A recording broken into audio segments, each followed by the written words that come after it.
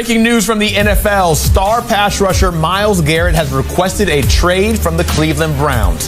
He released a statement saying he is making the request because his ultimate career goal is to win a Super Bowl. Garrett is the reigning Defensive Player of the Year and a four-time All-Pro who has recorded double-digit sacks in every season except his rookie year. More from that statement that he released. He said, quote, "While I love calling this city my home, my desire to win and compete on the biggest stages won't allow me to be complacent. The goal was never to go from Cleveland to Canton. It has always been to compete for and win a Super Bowl. With that in mind, I have requested to be traded from the Cleveland Browns." Those are the words of Myles Garrett. And now we get to the words of our lead NFL insider, Jonathan Jones. And JJ, first question for you. Are you surprised by this coming out?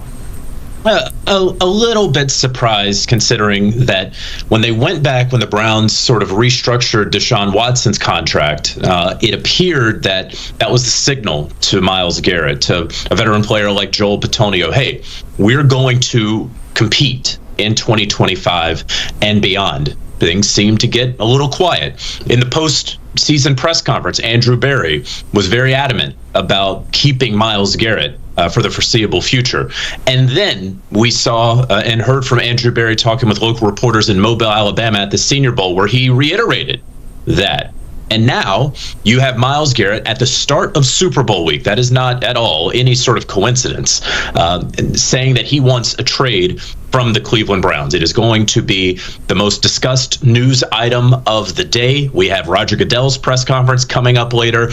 We have media night tonight with the Eagles and the Chiefs. But this is the time, Super Bowl week, in years past, where we have seen guys try to force their way out of situations. We remember a couple of years ago, Russell Wilson letting it be known that he no longer wanted to be with the Seattle Seahawks, for example. So, and his frustrations there. So this is very intentional that it drops on Monday morning, the start of Super Bowl week. Myles Garrett certainly letting everyone know that he wants out of Cleveland, and we certainly will see how this plays out over the next 5 weeks, because free agency begins 5 weeks from today.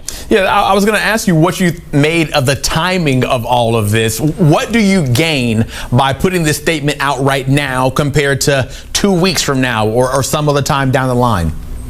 Yeah, well, first of all, you gain some public leverage, right? You get fans and media talking about it. You get teams, certainly, who are trying to figure out their cap situation, who want to look. If you took Andrew Berry at his word over the past month, you couldn't trade for Myles Garrett. He could not be had. Now we all know that Myles Garrett wants to be had. He wants to be traded for. And so now teams are going to put together packages that will begin with 2 first-round picks. There's not a chance that the Cleveland Browns, if they ultimately do trade him, and we're not there yet, I assume that we're going to get a statement from the Browns where they're going to say, you know, we intend to have Myles Garrett with us for the foreseeable future, just like they have been saying. They will not be publicly moved by this move by Myles Garrett. That said, teams are going to have to get their trade packages together. It will begin with 2 first-round picks.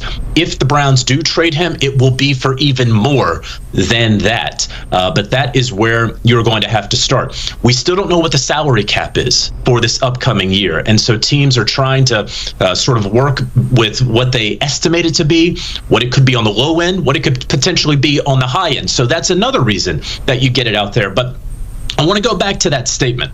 And I want to go back to what Myles Garrett said, where he referenced the goal was to never go from Cleveland to Canton. And we know that Canton is where the Pro Football Hall of Fame is located. But that's an interesting sentence and phrase right there, because if you rewind back to January, Andrew Berry said in his press conference, we envision him going from Cleveland to Canton when his career is over. And so that is a direct shot at the general manager and what he said. That is not some phrase that he just dreamt up of on his own. That is directly tied to that earlier January press conference. So this is laying the gauntlet down from Myles Garrett and his representation, referencing what the GM said, saying that you want to win a Super Bowl, believing you can't get it done with the Cleveland Browns, and doing so publicly the week of the Super Bowl.